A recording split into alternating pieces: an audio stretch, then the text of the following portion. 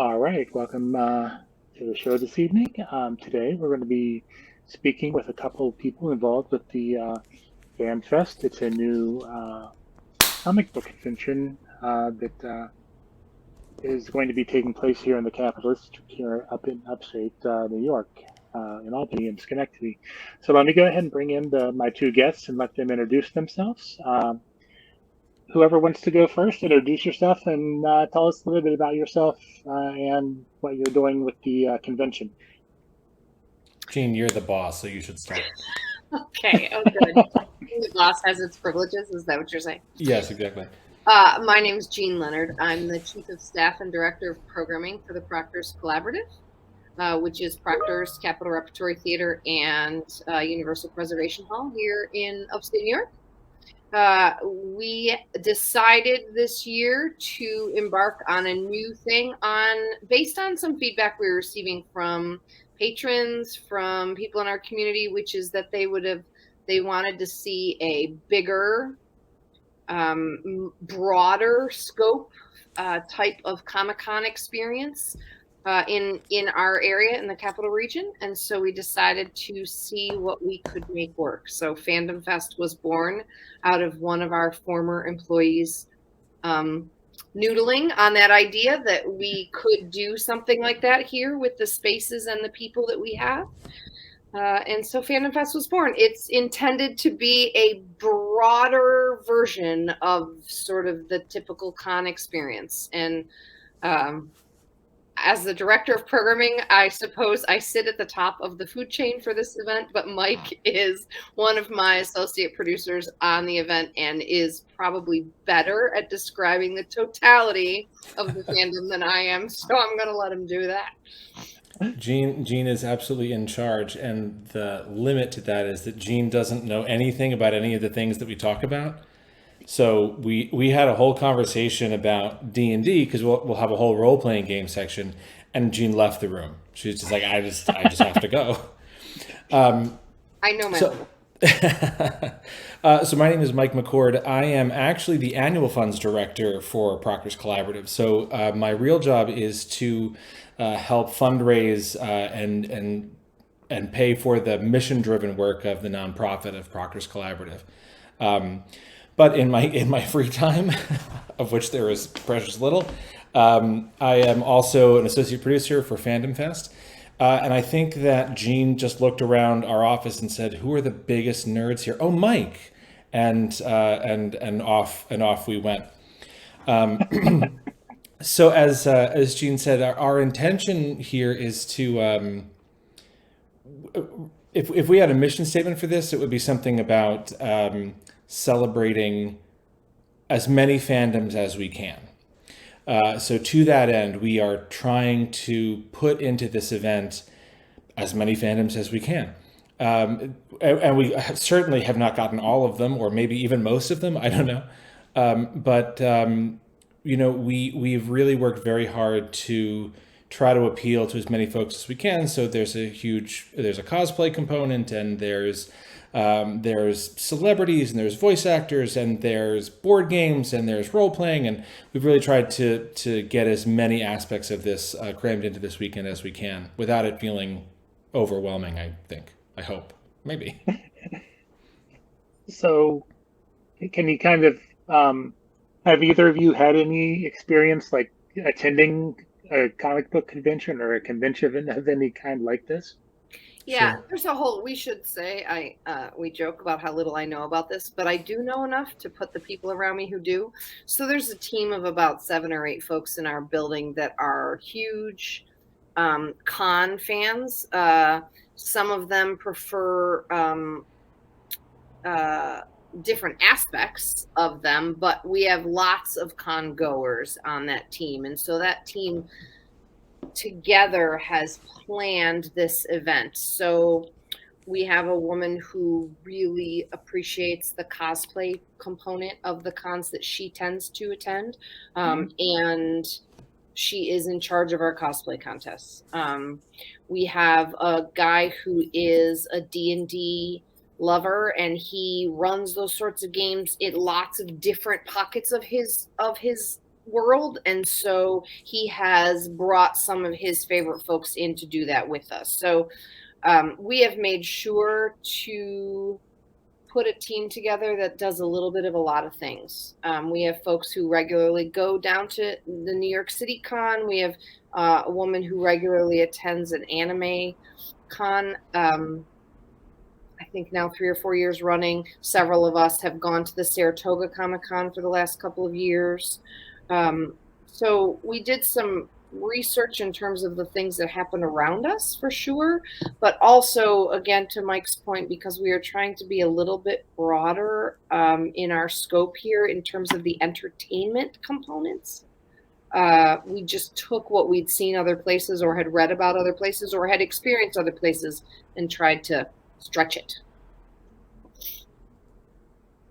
I think there's also a component of this where, you know, the folks that are planning it, we're in a position to do, because we're doing so much, we can do the things that we really want to do. So when the former employee that Gene was mentioning, when this idea first came up and it was pre-pandemic, he came to me and he said, well, like, what celebrities would you want? And I rattled off like probably half a dozen voice actors, because I just love cartoons and stuff like that. So so I have said to Gene and the team, we have a bunch of really famous voice actors coming. Jim Cummings, who's been the voice of Winnie the Pooh for the last several decades, and the Tasmanian Devil, and he's been in a million things. And Rob Paulson and Maurice LaMarche, who are Pinky and the Brain, respectively, who have also been in a million other things. I said, if we're going to get these guys, I'm picking them up at the airport. I'm staffing them. They're going to be my best friends. They don't know that yet, but so we can, we lean into having the big team that we have allows us to lean into the areas that we can sort of speak with some authority. Mm-hmm. So, and it looks like you also have a couple, along with the celebrities, you have a special or some other guests. I mean, I know that you have the brothers, Rick and Doug Arthur. Yes. Yeah. I've met both of them, and they're really great guys, and it's nice to see that they're there. And so, what exactly do you have planned for people who attend the con? How many days is it? What activities are going to be there? So it's 3 days. Well, 2.5, I guess, maybe it's the best way to say it. It's Friday night, Saturday all day, and Sunday a shorter all day. And our intention is, again, very broad-based. So we'll have panels and an area where the celebrities and known folks can go get signatures and selfies and all that kind of thing in typical form. There will be a cosplay parade and a cosplay contest on Saturday. There will be a drag show on Friday night. There will be a gaming tournament Saturday all day run by Gaming Insomniacs, a local gaming company in the Capital Region. And then on Sunday, we're going to have an open sort of free play gaming opportunity in the same space. There will be a room that's got 10 or 12 different arcade games and pinball machines, some old, some new. We'll have a room, the Addy Theater upstairs will run movies and that type of thing all day long for people to pop in and out of B movies or trailers or that kind of thing. We'll have some karaoke, fandom karaoke. We're going to have some trivia, fandom trivia a couple days. We're hoping to do some yoga classes upstairs in the dance studio, maybe cosplay yoga one of the days. There's a whole display, two interesting displays. One is cars from different movies and cartoons. So there will be the Flintstones car and the Batmobile and DeLorean. So some of those things people can go take pictures of, take the pictures of themselves near them. We'll have them displayed on stage in the main stage area. And then in one room, we're going to have, I keep forgetting the name of it, but we're going to have a really fun sort of not selfie because there will be a photographer in there, but a selfie station where you can have your picture taken with Gremlins or Yoda, a real life-size Yoda, or there's a Freddy Krueger. There's a Mike, help me here. There's a couple more that I'm forgetting. Gosh, so we've got Yoda, Gremlins, Freddy Krueger, Terminator, the Lost in Space robot from the original Lost in Space back in the day, and others. And we're calling that Hollywood Snapshots. That's actually sponsored by Sassy Satellite, which is a collectible shop out of Viaport, and they have been very helpful as they've been doing this for 40 years. So they are very familiar with the con experience on the vendor side, which will also be a big room for us. We have I think we're north of 40 vendors will be at the event throughout the weekend. There was something that Gene wasn't mentioning, and now I've forgotten it too. So but it's going to be celebrities, I guess, is the other piece of this. So in addition to my best friends who will be there, we'll also have James Marsters and Amber Benson, who are from Buffy the Vampire Slayer. We're very excited to have them. Eldon Henson, who most recently was known as Foggy in the Daredevil series, but back in the day was one of the Mighty Ducks. Keith David, who has been in a million things. Again, he'll be my best friend because of Gargoyles back in the 90s. He was the voice of Goliath in Gargoyles. Really, this is just a big, expensive event so that I can make friends. That's what we're doing. So it's your personal convention. It is, but you're all invited.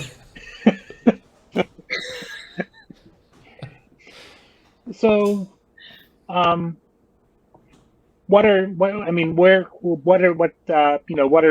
pricing and stuff like that people should be aware of, and different people should order tickets tomorrow because there's a sale going on right now for the 4th of July. So a day pass is $35.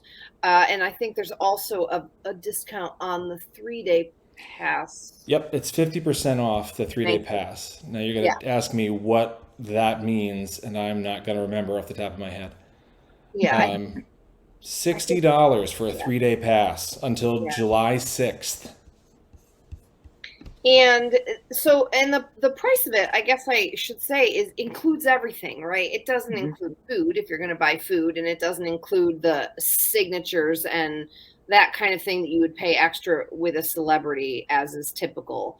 But all the arcade games are free, the vendor hall, the cosplay contest, the drag show, the band on Saturday night, the trivia and the karaoke and the yoga and all of that. And there will also be movies. There will be a featured movie each of the 3 nights or late afternoon. All of those things just come right inside the price of that ticket. So it's a lot of entertainment for a day with you and your kids or your family or your significant other, or just by yourself if you're sick of them all. It's a good way to entertain for a day or a weekend.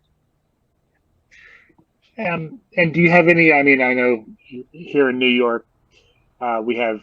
Well, what are your health and safety policies? Because I know it's a constantly changing scene with how things how that little thing called the pandemic evolves. Oh yeah, that. Right now, I'm sorry, I'm unfamiliar. What are we talking about? Sorry. Right now, because the capital region is hovering between green and yellow, or green and orange, whatever we're calling it, but the numbers are much better. Our buildings do not have mask requirements. We certainly encourage them, and we're happy to have people comply with masks if they need to, for sure. But we aren't going to require that at this point in time. There are requirements around the care of one's costume. So on our website, fandomfest.org, are all the rules of engagement, so to speak. But there are a lot of things, weaponry on your costume needing to be made out of foam or something otherwise not that isn't going to hurt someone. that type of thing for health, as you say, health and safety rules. There are those types of things made just simply to make sure everybody's comfortable and safe in our environment. But thankfully, COVID has calmed enough at the moment for us to be able to not require the masks in our building. So, I know this is your first year, but once you've had the event and you've had the time to kind of evaluate how things went, are there any areas that perhaps you weren't able to do this year, but you would like to kind of maybe expand? Since you are offering a wide variety of pop culture fandoms. Go ahead, Mike. Thanks. Again, she's my boss. I didn't want to interrupt. Yeah, I definitely, that is the case. I think part of the challenge when you're launching something like this is you've never done it before. So we're in a unique position because the work that we do the rest of the year puts us in contact with talent agents and organizations where finding celebrities and booking celebrities is kind of what we regularly do. Not necessarily celebrities that you'd have at a Comic-Con, but this isn't terribly far off from our normal work. Mm-hmm. The challenge is we've never done it before, so sometimes there are celebrities who are kind of interested but a little apprehensive, and so we're hoping that once we have a year under our belt, that will sort of grease the wheels on some of the other celebrities. I will tell you, one of the areas where we kind of chose not to really do, we ended up not doing really anything, was we didn't really do anything with Star Trek, which is of course a huge con experience. But the choice there was the event. There's the Star Trek experience in Ticonderoga. And they're doing a bunch of stuff and have some really impressive. Shatner's going to be there, and I think George Takei, is coming. And one of the things that we're very cognizant about doing as we're doing this, we don't want to take away from Electric City Comic Con or Albany Comic Con or Saratoga Comic Con. We want to add to this, so we don't want to. By what we're doing, we don't want to hurt anybody else. So one of the conversations that we had was making sure that we're sort of good neighbors. In general. So now that we'll have a full year and we'll sort of know the things that we didn't know, and I'm sure we'll know more of those things once we get closer to the event, I think there's a lot of opportunity for us to sort of diversify and bring in other stuff. What those things are, we'll have to see. I also think we'll be anxious to hear fans' responses to what's there. We've I'm going to say guessed based on our own experience of cons collectively on this team, or what we were able to read and learn from the research that we did. But we've guessed at the pieces that would be most appealing to a large fan base and to somebody looking to come and spend the day enjoying themselves in this type of event. I'm hoping that we're going to get great fan feedback about this was fun and I would like more of this or less of this, but more of this, or, instead of a band on Saturday night, could you do this kind of entertainment, or, more yoga or less trivia? Any of those kinds of things will be really helpful to us planning the second one. Mm-hmm. I think also we learned a lot. One of the things we had trouble doing was finding anime artists that were willing to come. And only months into this process did one of the agents say to me, there's this big anime fest I think it's in North Carolina, the exact same week that you're doing this. So you're really going to keep running up against this. So, I just learned some of that as I booked acts or as I talk to agents or whatever. So we'll just pay attention and learn those things and learn what works and what doesn't, and hopefully have a dynamic response to that in the next round. Yeah, I was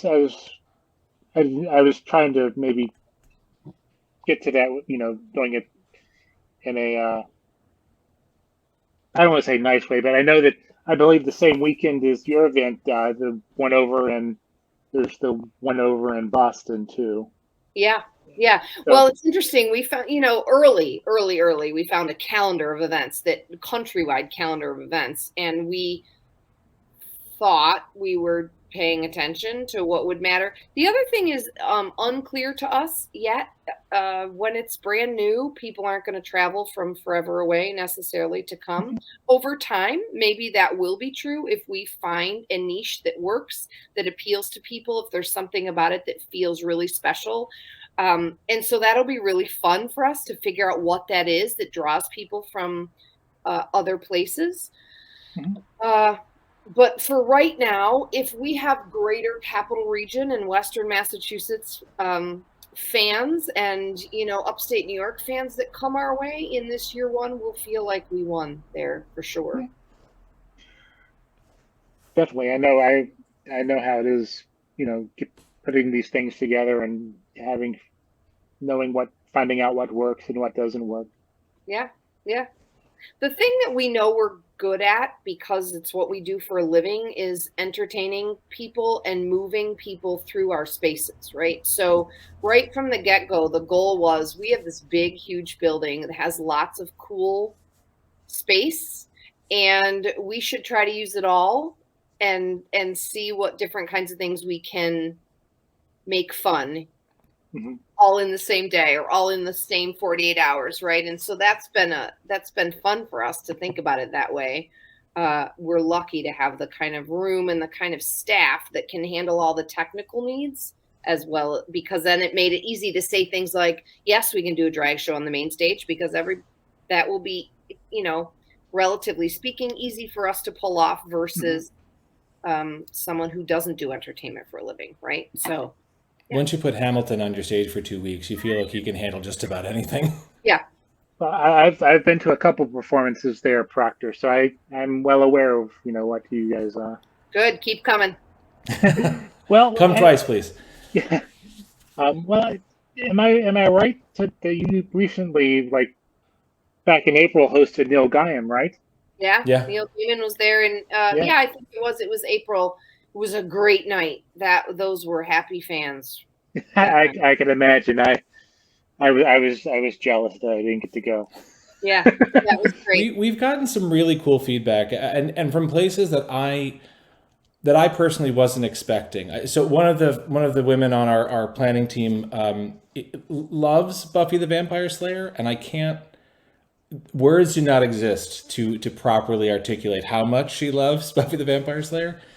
And she came to me first, and she was like, "Do you think Gene would be okay if we tried to get some celebrities, some like Buffy celebrities?" And so he said, "Sure." So one of the ones we got was James Marsters, and right away we sold tickets. Like the day we went on sale, we sold tickets, and I was looking at the ticketing data, and they were all from out of state, like Ohio and North Carolina. And I went back to the team, and I was like, I don't know, is this scalpers? Like, what's going on here? And then what we have come to find out is, no, there are people who will travel around the country for James Marsters. So we're very pleased for our staff member who doesn't have to, she just has to go to work and she gets to meet James Marsters. We also told her that we're going to let her moderate a panel that we're calling 25 Years of Buffy the Vampire Slayer. And when we told her this, she actually cried. So we were it's one of those things where, we're not only the president, but we're also members of fandom, Well, is there anything else that maybe we didn't cover that you want to make sure that people watching this know about the event, or I would say check the website. Keep checking our website, fandomfest.org. We will of course have panels. We will have tons and tons of panels. With all of the celebrities will appear in at least one panel. We have we're bringing in people from around the Capital Region to talk about women in gaming and women in sort of the nerd culture, and we've got some really, really cool stuff.